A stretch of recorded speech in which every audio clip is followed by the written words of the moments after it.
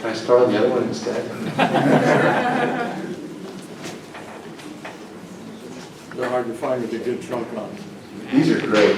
Yeah, Elaeagnus are a species I highly recommend everyone grow all over the country, because whether you live where winter provides tundra or here, this is how they grow. They're just great. You can kind of cut them anywhere and they will do this again. Like you could cut this down to 2 inches tall, I would be confident it would explode with new growth again. That's what silverberry does. They don't tend to get a lot of insects or diseases, they just grow. Why do we not see more beautiful Elaeagnus bonsai? Because when left to their own devices, if you neglect or ignore them, the branches that result will all look horrible.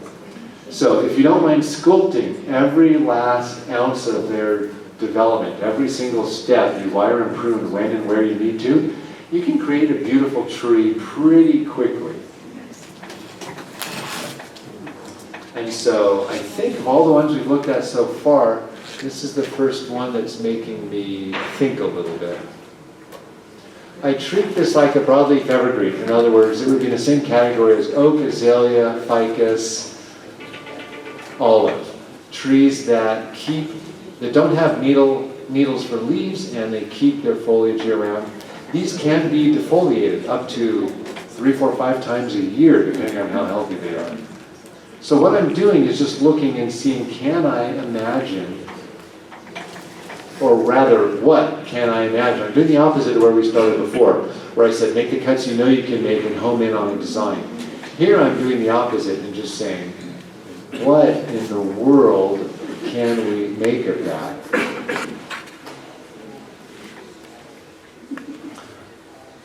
What I was planning on doing was just cutting off all the branches and then having you ask me why. And then I was going to say, well, in Japan, when you apprentice, and I did not do a full apprenticeship in Japan, I got to like play act as an apprentice for a couple months, which was fantastic. But in general, you're very rarely taught. You watch. Often you are given a task, you don't know what you're doing, you do it wrong, you get yelled at. And over time, you sharpen your senses to pay attention and look more closely at what other people are doing in the garden. Look at what has been done in the past, and over time, theoretically, this trauma-based approach yields wonderful bonsai teachers. That's how if you've heard of someone in Japan, that's probably how they learn. There are a couple exceptions to that, and a few American professionals have studied with those people, and we treasure them. They're wonderful, but they are the exception. So what I was going to say is sometimes it's good to learn. I was going to do all the work and then say, figure it out, just look at it. You won't know what it looked like before, but that's literally how most people end up learning. And it's also a good way to sharpen your senses when you see trees you like, reverse engineer them. When you're shopping in the vendor area, try to imagine fronts for trees. Try to imagine where you're going to go with them. See what you can get out of the material. Now, in lieu of all that, I might have to go back to this one because I just don't know. I've got a few options, and none of them are even half-baked. They're all quarter-baked. So I'm going to go back to our original process and cut first, ask questions later. What I'm doing is removing all but the bottom 2 or 3 inches of the growth that was there before. I might leave a few shoots long if I think we will benefit from keeping them long.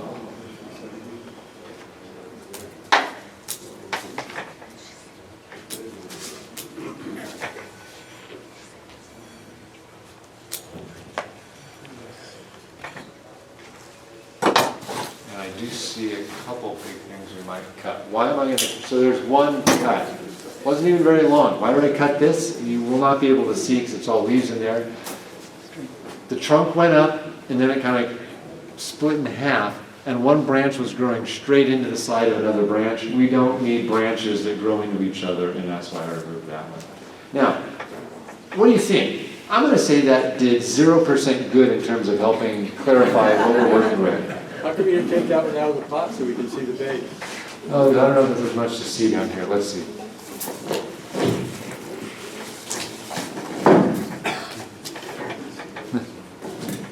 I can tell by looking, with all of these ripples in the pot, We'll try it, but maybe we'd have to cut the top of this one off.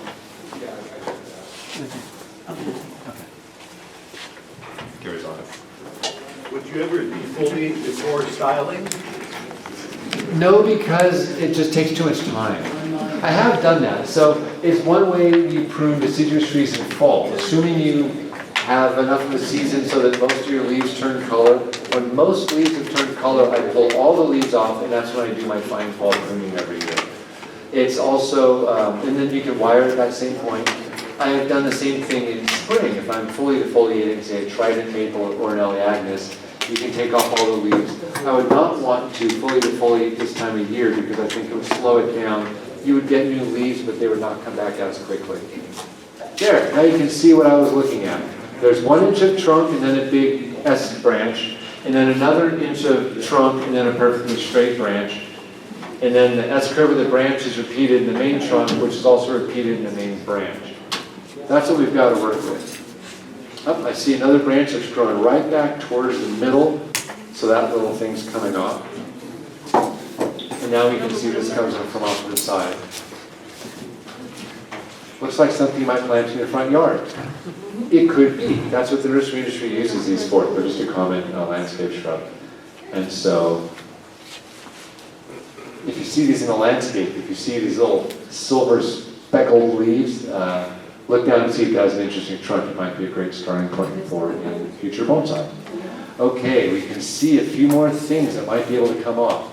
This little branch right under here is perfectly straight. I don't know if you can see that right there. If we just start with these really simple principles of get rid of the straight things, that'll usually guide you well on deciduous and broadleaf evergreens. Great. That's looking straight. We can shorten that.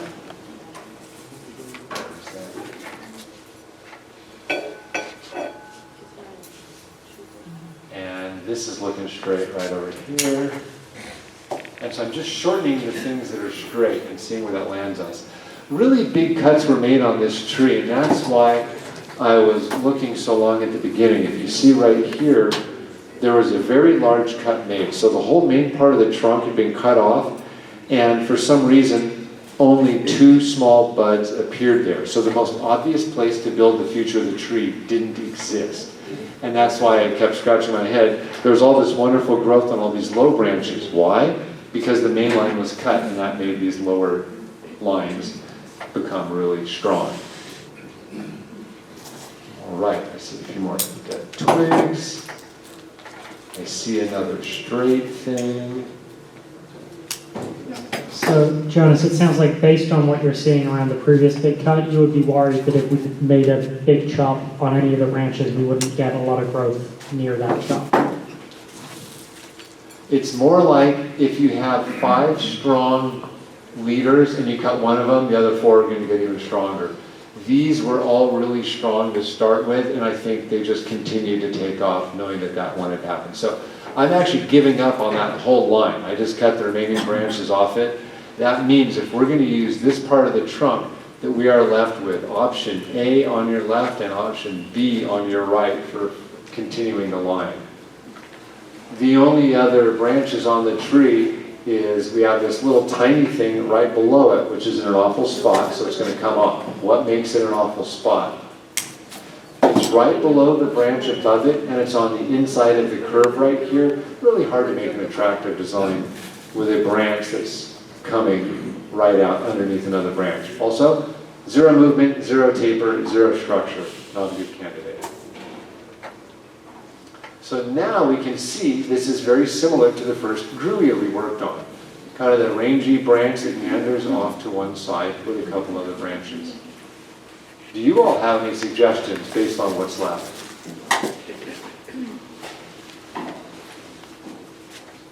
Boy, did the room get even quieter. Is it too late in the season just to start over completely and chop it way back? Well, and then the question is, what problem does that solve other than it helps us avoid making a decision? And so Matt brought up a really good point, which is, yes, it's a little late in the season to make the big hero cut now, but even if it were spring, I wouldn't make it, and here's why. When you cut the trunk down to nothing and remove all the flaws, you've done yourself a favor, but you've also done something else. Fast forward 5 years, you just grew out a second branch that's going to look just like these other branches. And so that's why we're always trying to use as much as possible of what we have, and that way we can more effectively or more efficiently build on what we've got. So really, here's what's going on in my brain. I would love to find a way to use this part of the trunk right here, because if not, we've got a really tiny tree. We can always cut that, and if we do that, we'll come back to that next spring. That means we're using one of these two lines. One way to find out if you like a line is just to hold it up. And that's not a terrible line. If we were to plant the tree at this angle, I would have no use for those other lower branches. But again, because of the time of year, and someone may have a very different design in mind for the tree, I'm going to leave but shorten those other lines. In other words, you're looking at the back of the pot. Here's what you can see at this angle.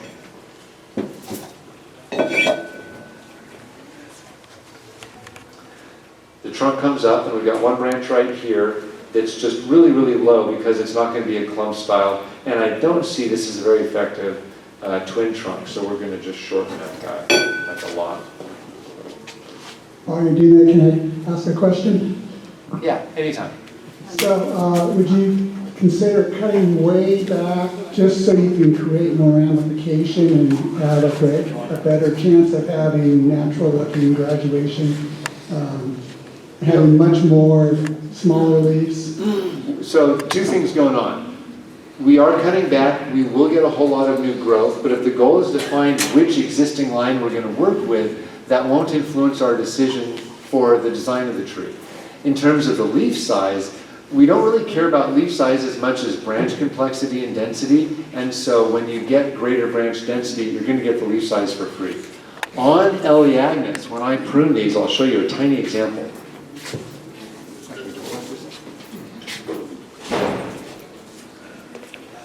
When I prune these on existing bonsai, what I will do is, I guess I could just have you hold it up higher.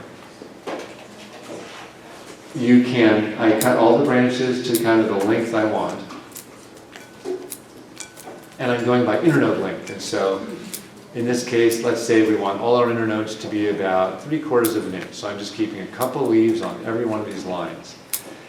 At this point, you can either, actually the structure's no good, so I'll make a couple more cuts. Thin it out a little bit. But notice how it's still really busy. You can still see there's a lot going on. What I will then do is come in and either fully defoliate, I can do that on this branch, and Elaeagnus do bounce back after being fully defoliated. Or what I'll do is remove the smallest leaves at the base of the branches and or large leaves. None of these leaves are big, but when the leaves are big, you can cut them in half. The reason I would do or perform such a task is that I want light to reach into the interior of the tree so I can get good back butter. So that would be essentially what it looks like after thinning the leaves. Then you can come in and actually leave just tiny fragments of leaf. I don't need to do this on tiny leaves. Now normally Elaeagnus leaves will get a lot bigger than this.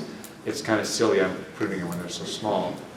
But that's the basic idea. And I'll actually leave whole trees looking just like that. I have perfect internodes. I'm going to get buds right where I cut. Lots of light can get inside into the lower branches, and so you leave it like that. So, not really your question, but that does address kind of how I think of leaves on these. As a buddy of mine said in Japan, what they often do is they really love the climate, especially in kind of southern Japan. You can defoliate them 3-4 times a year, and you can remove large leaves whenever they appear year-round. So you work on a lot. Yes? Jonas, I do see a possible design. Oh, excellent. Two lines, two main branches. Is it these two here? No, let's see, I can't see. Feel free to come up if you need to. Turn it to your left. This way or the other way? The other way. Turn it the other way. Okay, so that really long branch that goes to, no, the other side? Yeah, that one? Yeah. That's the lower one. Okay. And the one that you just pointed to, on that one, is up on top, Ah, tilting it the other way. As a semi-cascade, almost two directional, one long one short one up on top. And I think I was looking at the other side, your side is the front. Yep, there we go. So that, the camera is looking at my possible front for you. Yeah, and you would want to bring the top, let's see, which left to right, I can't remember, because I'm looking at it in reverse. That, under, the one that's on top of Gary's hand there, you bring that over to the other side. well, and I can talk you through. If you wanted to make a semi-cascade design and follow this main line and come down a little bit, what that would mean is this would get removed, this would get removed, this would get removed, and that this would get removed, and you would train a new leader down in this direction. You totally could do that, and that's where we're in deep potential with this one. We can go in a lot of different directions. I just don't want to preclude any obvious steps from being taken. And so if the roots turn out to be a good match for such an angle change, this could be an option, but you'd have to do all the work of training new shoots from scratch to get it down any lower. You could potentially tilt it a little more, but then you're making the trunk a little more horizontal, which you may not want.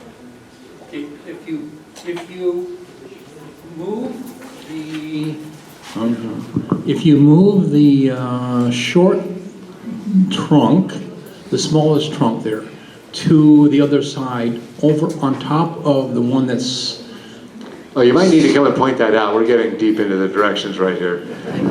But again, if we're going to do this line, it means everything else on the tree would come off, because we would not want to keep any of this foliage. And so we can do that, but I don't want to cut every branch off the tree right now. Take the microphone. Lucky me. And then, yeah, show it to the Okay, camera. so this is the one I probably would end up selecting out for the apex area. Okay. The branch here is the one that I would choose to be the future development of the apex area. And it might require more of a slanting design where this portion is the integral part of the right-hand side. And so basically you'd have a crown area that would move into this area as well. So you'd have a silhouette, two-part silhouette. So I understand the design direction now, where there would be two lines, one coming from right here that kind of ends up in that direction, and then your lower line, which is the kind of main line. And you have a rear here, rear that could be shortened. And then keep the back branch. We already know who's going to be bidding on this in the silent auction, by the way. This is great. Thank you for that. The reason I didn't choose that is that in general, when we have semi-cascade bonsai, and then we'll get you the mic too, is that we want to keep more of the trunk before it splits off, or else it looks like a twin trunk design. And if the lower branch is large and the upper branch is really small, it can look kind of funny. Now, we can make that work by either camouflaging that by just growing it really full so you don't see it, but the more conservative approach to a semi-cascade would be develop an apex really close in, and then you wouldn't have the branch that starts so low down there. But that said, what I will do is just shorten a few things, preserve the options, and what I'll be doing is essentially giving us the best possible view at what structure it is that we have to work with.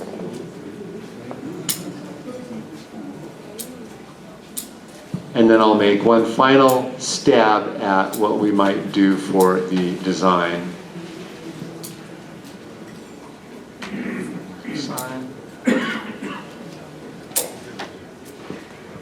Ready for my question, Jonas? Yes. You mentioned earlier defoliating 2, 3, 4 times a year. What time of year and what is the desired benefit of defoliating silverberry?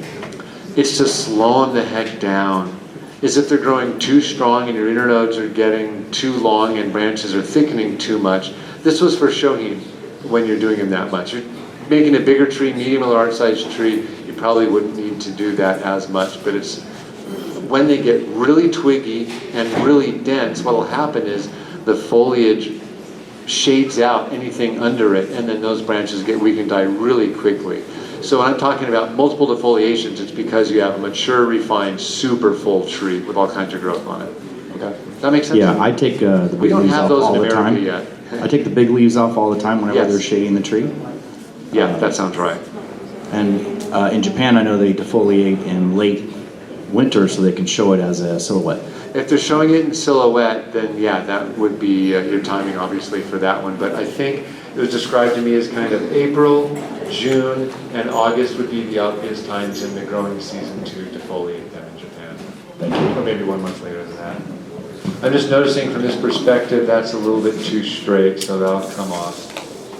But this is really the structure the tree has given us, and by pruning to this spot, we've now preserved foliage on all of our potential options.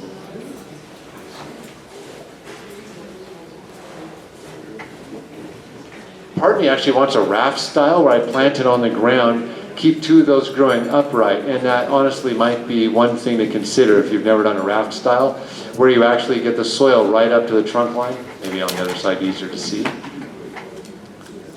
In other words, plant it so that the main trunk is sitting on the ground and then you have elements growing up.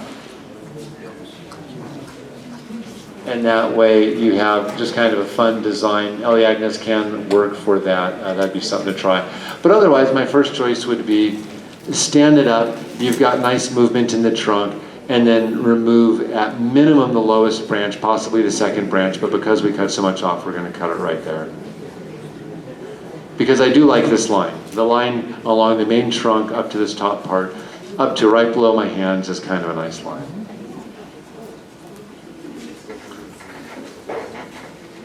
Now let's see, yeah, the second one, and then we'll see if that was a good decision to start with that other one or not. Oh, this will be a lot easier.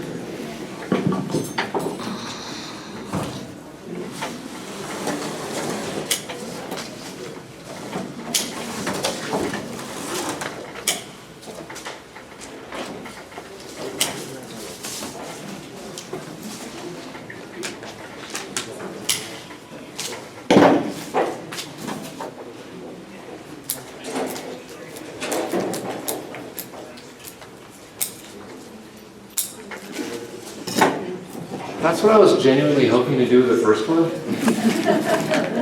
Because that's how long the work can take. This had nothing but long, straight branches, which are just not fun, or I'll say not conducive to work with, to create good quality trees. And so from here, I will just shorten the last remaining shoots that didn't really get touched. And maybe it's a little crowded right there. Yeah, and so that's all I need to do to this one. So that's how fast the work can be. And then I will say your one opportunity on this tree is to take advantage. The lower trunk has nice movement. That's actually pretty great to naturally get some movement down low. We are thankful to whoever grew this that it didn't end up straight kind of from this point down. The one opportunity we have to make a big improvement is from there up, we split into 1, 2, 3, 4, 5. I would say middle of next year after the shoot's out again, I would want to remove 2 of those 5 shoots and then let the remaining 3 grow out. I'd remove the third one maybe a year after that. These 2 branches down low may or may not stay based on whether you want a small tree, in which case you keep them, or a big tree, in which case you cut them. That's it for that. Now, I've been asking you about which ones to do next. Let's see if you choose the same one that I would choose. Thank you, the Corco, because the work's almost identical to what we did on the Elaeagnus. Yeah. How many of you grow Corco? Wonderful species down here, are they not? Oh, why the hesitation, John? You know, mine's like 45 years old, with like a stem on the top of that. But the last couple of years, it hasn't been real happy with them. Oh, how so?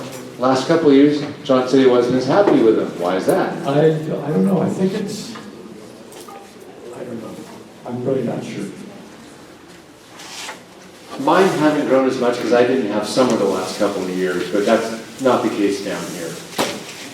Yeah, most of the big branches I ended up cutting off because they were just not looking real good. So now it's just a bunch of small ones. So it doesn't look that great right now. But I mean, it's, you know, almost 6 inches of gone. So who else wants to learn Corco? And I'll have, oh, you raised your hand right there. Want to come up and grab the other one? Yeah. You did not see that coming. I did not see that coming. No, grab that one right there. And you're going to do the same thing I'm doing to this one. Ask a quick question. Yeah, of course. Folks, Does anybody have a lighter? A lighter? Yes? Oh, perfect. Thank you. thank you. You get first dibs on food because you're the reason we're getting fed. I have one that I think I've absolutely butchered 9 times now.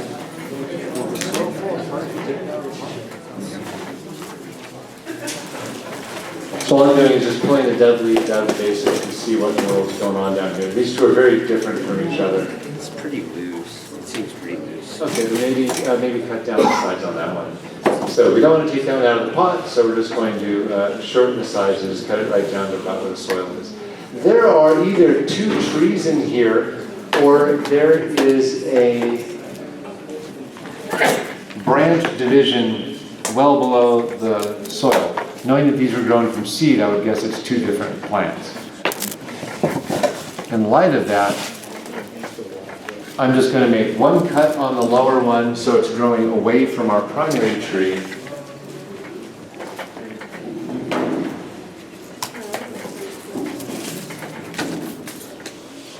Actually, we can do a couple other cuts on the smaller one.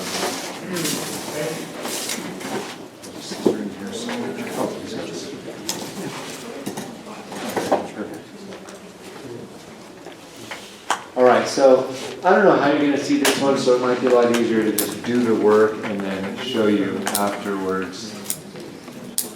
The second tree, I'm just going to keep really small. I would try to separate that out at repotting time. It's cute, that's all I'll say about that. Now, is it clear to see this, let me get rid of these 2 lower twigs. There's a very low shoot that's straight as an arrow. That's doing no good to anybody, so that's coming off. And now you can see something that probably many of you have experienced. There was a branch that was beautifully wired, and it has wonderful shape, and it completely stopped growing once it was wired, and everything that wasn't wired shot out like crazy. That is not an uncommon thing. Wire a branch, and then all the other branches grow. Thanks, tree. Oaks are pretty susceptible to that, and so you have to, a lot of oak training is essentially learning how to cajole them into growing where and how you want. Now, I'm just going to kind of unilaterally decide this whole line has to go because it's straight as an arrow and not really helping anything. And now we have 2 lines, the one that was wired and has the interesting movement, and the big straight one that's doing nothing very interesting at all. Ooh, that looks better already. So, Miles, huh? Yeah. Miles, if I were to tell you to choose a silhouette for the tree, and don't cut it right there, and just prune it to a silhouette you imagine for the tree. Go ahead and prune it to a silhouette you imagine. I'll just keep working on this one. Meaning, pick the outline you want for the tree and just prune it to that outline. We'll see if that was a good decision or not. Have you been doing bonsai more than 2 months? Yes. No. That took way too long to answer. Notice how it's the new people that are volunteering who don't know what they don't know yet. Enviable position to be in. All right, I'm going to make a mistake. No, you won't. Just happy accident. This tree's down low.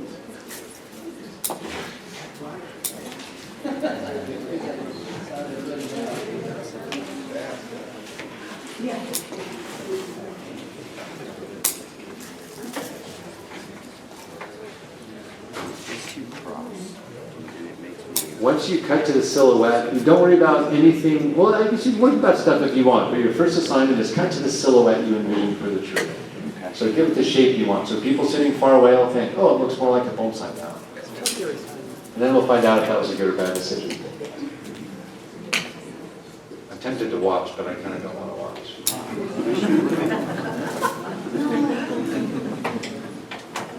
Well, I'm wondering, I'm sure Miles is wondering lots of things. I'm wondering things. Start by cutting the silhouette.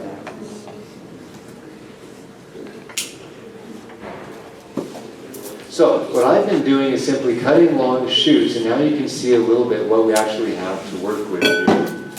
And it's pretty much a lump of a base, a nicely wired thing that's very slender, and something that's long and straight. And unless we want a bigger tree, I don't know that long and straight is going to work. Now, before I cut this whole thing off, how many of you have ever made a small cork oak before? Or small oak of any sort? Does it work, Susan? It's still developing. I hope so. So you don't know yet? I don't Anyone know. else make small oaks? Oaks are not the easiest species to make super small. Unless you just want to make a little ball of foliage, it's hard to get much structure on small scale because of the leaf size. Doesn't mean don't do it. Oh, all done? I don't know. Ask them what you think you should do next. What should I do next? Smaller? Much smaller? Oh, yeah. All right. And what's his criteria for making it smaller? Give him a sentence with a noun and a verb, so don't just say smaller. 6 times the diameter of the base is your height, your future height. Oh, math? It's not even lunchtime yet. So a lot of the old bonsai books are filled with ratios. I never learned any of those ratios. They might be really helpful, they might not be, I don't even know. I just learned bonsai by looking at many thousands of photos of trees and then seeing good trees whenever I got the chance. I draw 6 times, I draw 8, I make drawings. Oh, nice. And I do 6 times, I do 8 times, and I do 10 times. And then I ask myself, which one looks the best? So that's actually a really smart way to do it. Draw it out at all the different potential futures. I recommend people all the time take photos of their trees, look at it in 2 dimensions. Draw on your phone, trace over it. Drawing's a great way, even if you have no artistic talent at all. Is that going all right? You tell me. Well, knowing that the one I'm working on doesn't look much different tells you something. Yeah. So the longest thing I kept is kind of this lower section here, and that was mostly to just keep foliage in this area. Again, we're at the limit of the extent of the work I want to do on these trees. This is really rough at this point. I just want it to produce some new shoots that we can start working with our wiring, because I can't put compelling bends on any of these existing features. And if I cut back any further, I fear that it's going to unnecessarily weaken the tree. So on this guy, I'm pretty much done right there. It's probably hard to see if it keeps moving around. Quick question, you said there are 2 trees there. Let's see. There are 2 trees in that one pot. Any thought on keeping them together? In general, the only time we have multiple trees in a pot is when we do kind of a forest planting. You'll say "Ule." And in general, there's no such thing as a 2-tree forest planting. But again, maybe you're going to say, that's my vision for what's interesting. And so that's something you work with. But in general, twin trunk bonsai is a thing where you have a tree that splits right near the base. That's something that bonsai people commonly find appealing. But 2 trees in a pot of the same species, we just don't see that in general. Now, if you want to do larger numbers, 5 or higher, then that's totally acceptable. And these could be 2 trees of an oak composition. Something else I'd recommend, what do you do with, say you had 10 small funky trees you have no idea what to do with? Look up what psyche is and make psyche. It's a little landscape, so you take a tray, put some big rocks in it, and then you kind of make a little landscape. It's not like a forest bonsai per se, but it allows you to take advantage of multiple trees with unique characteristics that aren't conducive to more traditional bonsai. And so I'd say if I had a whole batch of these, that would be a fantastic use, is just to make kind of a little, or maybe a big tray, make a big landscape of it. If you want to learn more about Psyche, go to the San Diego Bonsai Club YouTube channel. We have a demo by Jason Saito from approximately November of last year. Yeah, sometime about November of last year, Jason Saito came down to get those, and the video is on our YouTube channel. And Jason would be the guy. I think Jason studied with Frank Goya, and the guy just lived to make Psyche, and so that would probably be a fantastic resource. So, Miles, how would you grade yourself on the work you've done so far? I think it looks kind of good. Do you all think it looks kind of good? Yeah. Why did they sound so surprised? I don't know. I don't know a whole lot right now. So, audience, you all said, yes, it looks kind of good. What's your criteria for looking kind of good? Because if you're teaching someone who's brand new and just walked in today, how do you know whether or not this is kind of good? The proportion of the trunk to the overall size? So back to ratios again. It feels like the smaller we make the tree, the bigger relatively the trunk becomes. And so yes, it helps us focus our attention on the trunk instead of these big long branches. I said, give me the silhouette you want. I didn't say how much to cut, knowing that even if you'd cut it down to about here, I would have said okay, but by keeping it a little bigger, it kind of looks like a little bonsai tree. You can imagine in a smaller plastic pot, this would be perfect for a tree in training part of a bonsai show. So this would be a perfectly acceptable thing, assuming you have a tree in training section of your exhibit. We do. You do, perfect. So you have a couple options for fronts. How do you go about picking the front for something like this? I don't know, it's kind of hard to tell with a lot of foliage right there, right? I mean... And where's that foliage coming from? Do you have an opportunity to cut it, or would it be good to keep some of it? I don't know, I mean, I don't know, this one's kind of... Oh, you pointed the finger, we all know what happens when that... That's what I wanted to do anyway. There's a little teeny tiny trunk, or branch coming out of the base of the trunk and getting rid of it. Made it easier to see. There's also a little dead twig right there. Another dead twig. That one, huh? More dead Is this one twigs. interfering? This one's kind of interfering. This looks to me like it's the front. So this looks like the front. What about it, quote, looks like the front? Just And that- we can that turn it around to the audience to see. Yeah, that looks much better. That curve. The curve in the Yeah, trunk? the curve of the trunk, the curve of the trunk line. And would you change the angle or leave it exactly the same? As Would you far as bend it over? Would you tilt it to the other side? Would you move it forward or back?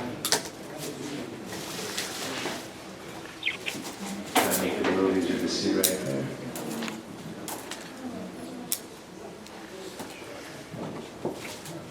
Some roots emerging too high, I'll cut those as well.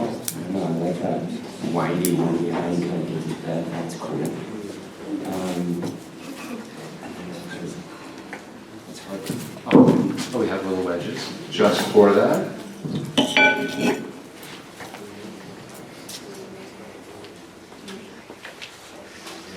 That's kind of cool. Put them on the calendar for your next core cook demo. Jonas, you brought up the, if he had chopped that sort of thing of trying to be a second trunk all the way back, you would have rolled with it. What do you, but you seemed happy that there was still foliage up there. What do we think about it? It's kind of long and straight and not doing a very good job of being a second trunk. Oh, in this case right here? Yeah. So this brings up a question, and I'll just cover it very simply, which is, do we style oaks to look like bonsai, or do we style oaks to look like oaks? If you're styling an oak to look like a bonsai, in our head we imagine often a trunk.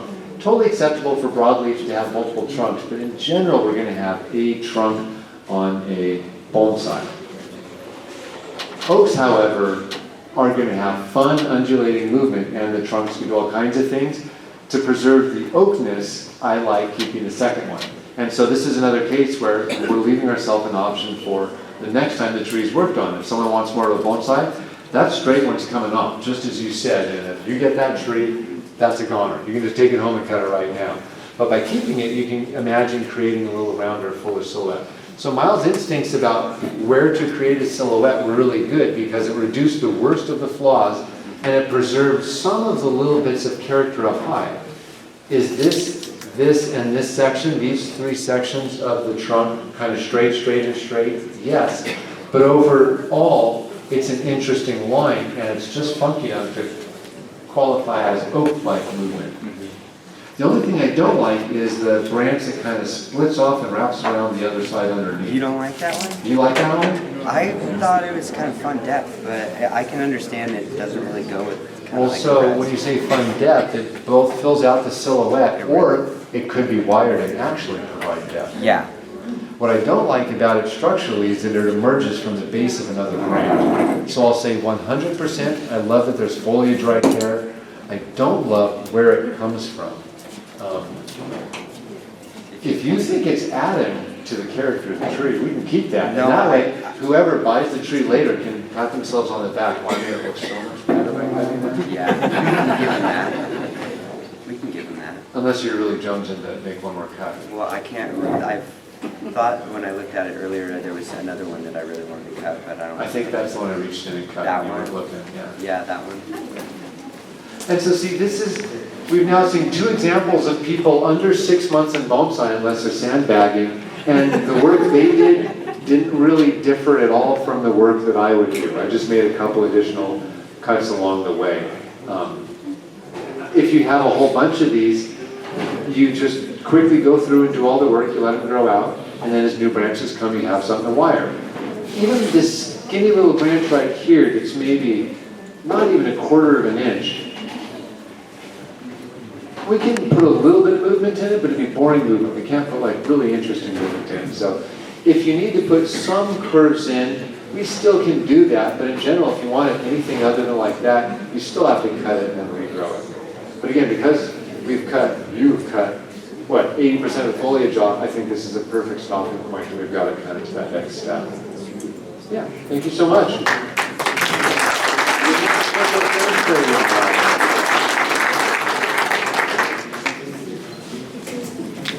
Okay, what do I do next? Do we leave early, or do we do 2 more pints? 2 more pines. 2 more pints quickly, because I know we've already run over. Thank you all for staying so long. Have I completely broken all of your expectations about what we would be doing with the trees today? Were you hoping for more detailed wiring and styling tips? No. It's just not where these trees are right now. And that's why I was kind of looking forward to doing this, because it's kind of different. What are we going to do with this? You all tell me. Channel your inner Miles and just tell me what to do. Plant it in the ground, make it walking. Plant it in the ground and make a garden tree. I think we need a new kind of bonsai competition. It's called like the Bonsai Dare. And you just give out 10 of these trees and see which one looks the best in 4 years. Now, how healthy is this tree? Moderate. Moderate. Why do we say moderate? Little yellow. Little yellow. Pines can be super dark green this time of year. This is not super dark green. That's one of the things I think about when looking at this. I will give you one tip about pines. One thing that's cool about pine bonsai is that you can't hide whether or not they're healthy and getting healthier or getting weaker. I'll say this once. We'll see if there's any questions. I'll explain if need be. You can tell how healthy a tree is, how healthy it was in the past, and how healthy it will be next year just by looking at it. A lot of you have heard me say this. The length of a needle tells you how healthy the tree was the year that needle grew. Because pines, when they're left to their own devices, grow once per year, give or take. Everything from here up grew in 2025. Everything from here to here grew in 2024.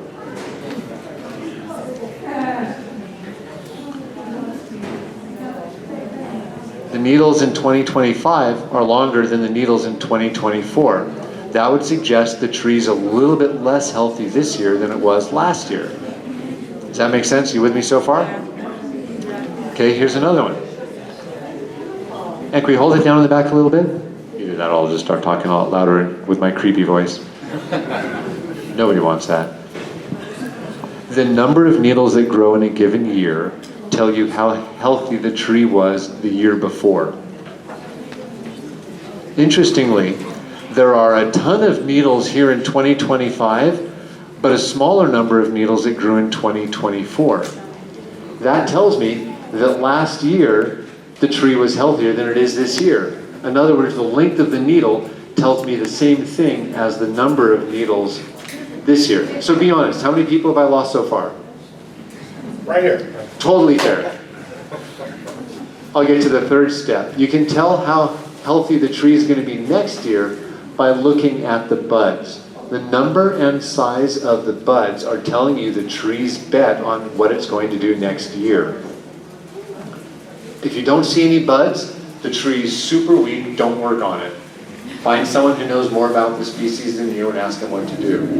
This tree is moderately healthy, but by looking at the size of the needle any given year, looking at the size of the buds and the number of the needles, I know everything I need to know about what is safe to do in terms of the scope of the work.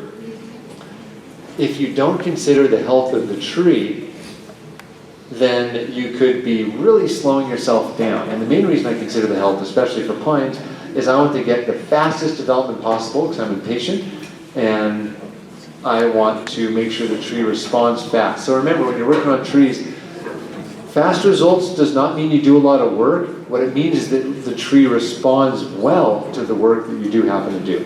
So unlike all the other pine work we've done, I'm going to do a different kind of pine work, and I don't even know that I need to say much while I'm doing it. It'll be pretty quick, and it'll have no effect on the artistic future of this tree. So here we go.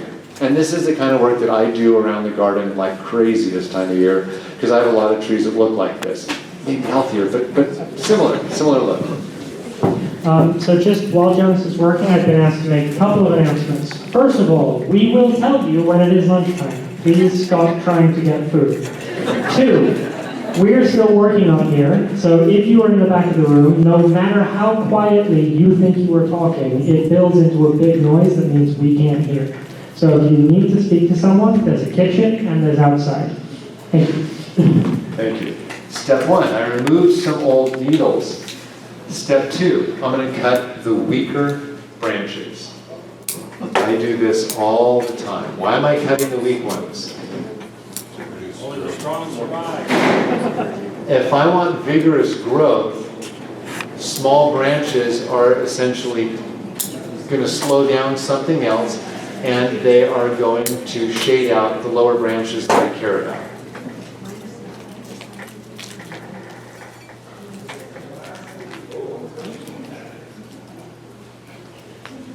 So just taking those 2 steps means everything down below will get way more light.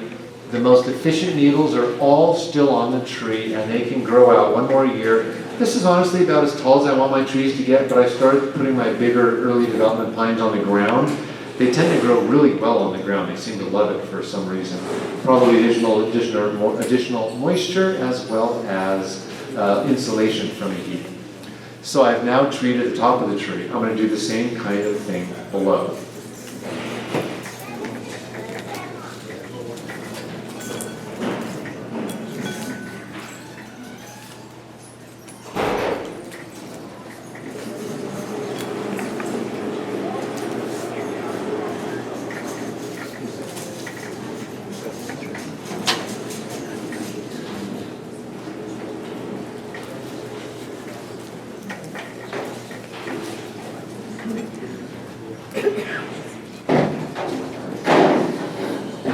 Done with this guy right here. Now I can start thinking a little bit about what to do below.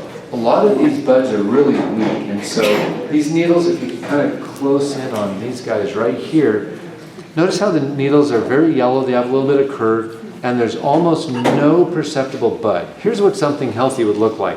Those 2 tiny pairs of needles actually look pretty good right at the end of my finger. whereas here we have just a really weak bud. These are very easy branches to work with, and I want them to get healthier.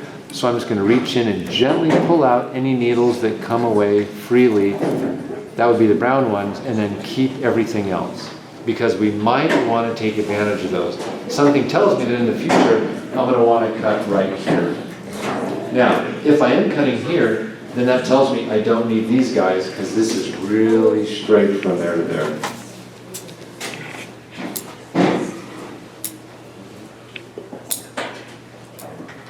Now even more light can get to these down below. Pines love a lot of sun, and so these now get more light. Now, one interesting thing before I decide what the fate will be for these two. There's a couple different ways to do sacrifice branches. If this is too tall for your space, you can cut right here and keep these two sacrifice branches, and you'll continue thickening on the same line. Or, if you don't mind the tree getting taller, you can cut these branches right now. They both will have the same effect. You'll get more overall growth if you keep the main line. Why did I keep two? Honestly, I used to keep a whole bunch of branches at the top, and I did this for about 20 years, but I realized every Japanese article except for one, which is in the back on that auction table, cuts all the sacrifice branches down to just one, and I wondered why. And I didn't read Japanese. And so I started growing a whole new batch of pines just to see what happens when you keep one branch. What happens is, if you cut off all the other branches, the one that you keep gets twice or 3 times as strong. It also allows you to put a whole bunch of trees on the bench right next to each other. When they get pushy, it takes up more space, and if you have too many trees, none of you do. You're not foolish like I am. You all have the perfect number of trees, except for the ones you haven't bought yet this afternoon. I'm sure there's space for those in your garden. But it lets you keep them closer together without shading out what you care about. So, the final step with a tree like this is, if these are the ones I care about, I decide, do these branches here have any hope for being part of the future design? If so, they're already too big. I need to make them a little smaller. And so what I'll do is I'll cut out the central leader on each of those and cut back to much smaller buds. I cut that whole little piece off right there. And that's kind of where we're going with this one. We see which of these become healthy. Notice I'm not going to thin the needle. These are so yellow and weak. We're not going to do a whole lot. But I've now incentivized the tree to grow a little bit more in this area. And then we can decide, are we coming way down, or are we going to go a little bit higher? But under no circumstance do we want to keep anything above where my hand is. So this tree to me looks like it was in a burlap sack for a really long time. How many repottings do you think it would take to sort of ameliorate that root situation? It would go very quickly. Literally 2 repots and the roots would be fine. 1, they'll be pretty good. Pines, when they're healthy, can withstand a lot of root work.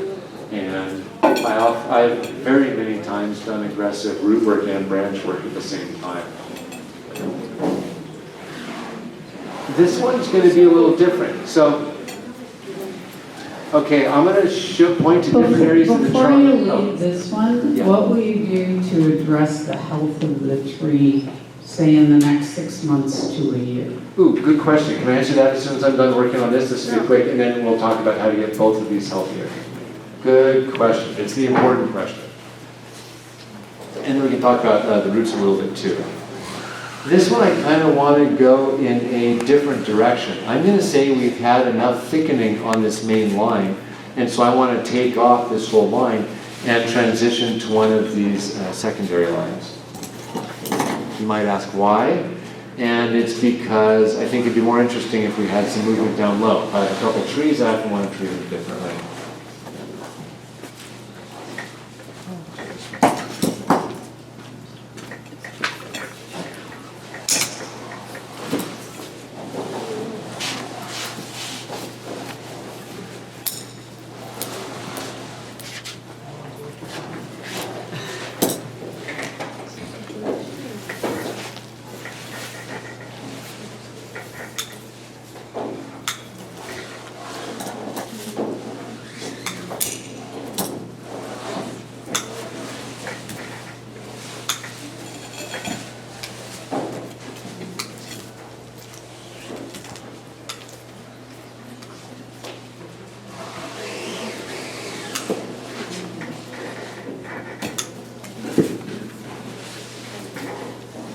off the old needles on these two sacrifice branches we have, and then pretty much leaving everything else down there.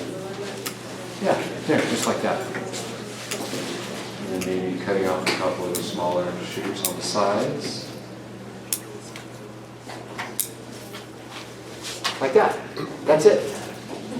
And now we will plan on making a design that uses either one of these lines. When trees aren't healthy, I don't like to wire. Wire weakens trees. So, how to make these trees healthy? What's the first thing that comes to mind since you asked? I bet just any one thing that might contribute to improved health for these four pines. Fertilizer, that's a good one. What's another one? Sunlight, make sure it gets sunlight. Proper watering is huge. You all have wonderful quality water here, I'm sure, don't you? Maybe improving the quality of your water could help with the pines. So we have change how you water. That might be watering more, it might be watering less. In general, I want my pines to get, if I dig down a 1/4 inch, I want them to be about 70% dry before I water again. If it's not at least halfway dry, I'm not going to water. Pines like it on the dry side. Different than pretty much all of those other species that want more water. And so I will want to look at my water quality. If there's a lot of sodium in the water, that's not going to be super good for these. I will fertilize. I will make sure they are in probably full sun until you see any signs of sunburn. Those are 3 things. What else can we do to make this healthier? Before you leave fertilization, what type of fertilizer when in the season? The cheapest fertilizer you can find. So like Grow Power is fine all year round? Or? Sounds great. So I could talk, or I could bore myself on fertilizer. I actually took a month off work essentially to read contemporary research on fertilizer while I was working on the new book. I thought, oh, I'll do a whole chapter just on fertilizer. Guess what I learned after literally reading academic articles on fertilizer for a month? I felt like I could recommend 0 concrete options for people. Why? The dumb version is it's complicated. But that's kind of the genuine reason. It's complicated. Different species, different water, different soils all have different fertilization needs. Our growing goals for the tree will also have an effect on fertilizer needs. So if you just stop right there, the species, heck, just maybe not the climate, but the species, the soil, and the water, and your goals all have different fertilizer needs. That's already 4 variables. Then, depending on the answers to all 4 of those, that's going to lead you in a whole different direction. And then if you think that any one nutrient does just one thing in a plant, that one thing may be true, but it might also do 40 or 70 other things. And so the reason I was doing the research is I wanted to see, is there enough contemporary research that demonstrates that organic yields different results than chemical fertilizers? And I will say that is emerging in the literature, but I will say there are not a lot of solid slam dunks. There's very little in the literature about bonsai, shocker. There's a lot about forestry and agriculture and just raw plant science, botany. There's not a lot of this kind of stuff. And so we don't see a lot of research on black pines because we don't use them in industry and we don't eat them. I don't eat them. I get poked by them is all. And so I'm really flexible in what I recommend for fertilizer. A couple recommendations I'll make. I prefer, when given the choice, organic over chemical because you're less likely to burn a tree with organics. Do I use chemicals regularly? Yes, I do. I don't worry about what kind of fertilizer I use for young trees very much. I care a lot more about what kind, how much, and when I fertilize more mature trees. So way more flexible when they're young like this. If I see young pines, it's like, okay, what's the water? Take care of that, and then start putting some fertilizer on. If they've been fertilized, something else is going wrong.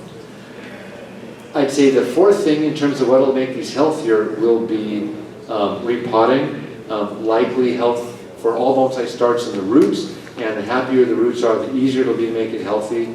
I would bet both of these are 100% due for repotting. Refreshing the soil will make it easier to keep the tree healthy because it'll make it easier for you to water. But yeah, I think the short version is go organics when you can. If organics cause problems, smell or animals being the two biggest ones, feel free to mix it up with either other organics and or some chemical fertilizer. I'd also say never assume that any one product is all a tree will ever need. It's like if I were to tell you that one vitamin would take care of all of your needs, as different as you all are, that would be a silly idea. And so it's, I think, to some degree, equally silly for plants. And so I'm fairly promiscuous in my application of fertilizer, and I'm always experimenting with different products. I've learned a lot over the years, but there are enough variables that I pretty much start with people's soil and water and their goals, and then we kind of go from there. So I don't know if that made everything worse or better. Literally, what I put in the book, the chapter on fertilizer and water quality, is here's how to know if your water's causing problems, here's how to know if you're fertilizing wrong, and here's what you might consider with different kinds of fertilizer. In other words, it's giving you the tools so that you can figure out what works best in your own product. I could have just said buy Miracle-Gro, but they don't pay me a cut, so. But actually, I like Grow Big better than Miracle-Gro if you're going to go chemical. It has a better quality nitrogen and more calcium. But see, it gets boring really quickly. This is it for we only did 2, 4, 6, 8, 10, 12 trees. Any questions about any of them or anything else? I know it's right on the edge of lunchtime right now. How many bonsai do you have? How many bonsai do I have? I always forget. I think it's about 15 tables. They're about 32 inches by 20 feet, say. So 12 to 15 tables worth of trees. Like there's a table of young pines that look like these. I've got 50 of those and then 10 others. So that bench has 60 trees. But some benches only have maybe 5 large junipers on them. So the number is more than 100 and less than 1,000. But they don't all look like bonsai. A lot of them look like this. Yes. I have a question. Yes. How important is sealing the cuts? If you want it to heal over, very important to seal cuts. If you don't want it to heal over, I don't worry about it. And if you want to make a deadwood feature where that cut is, obviously it doesn't matter at all. And I'd say for conifers and deciduous, that's how I think of it. That's why today I left stubs everywhere, and then we can remove those stubs during the growing season because I don't like doing big cuts this late in the year. If that's it, I'll be around this afternoon and doing a workshop in the other room. But thank you all so much for coming.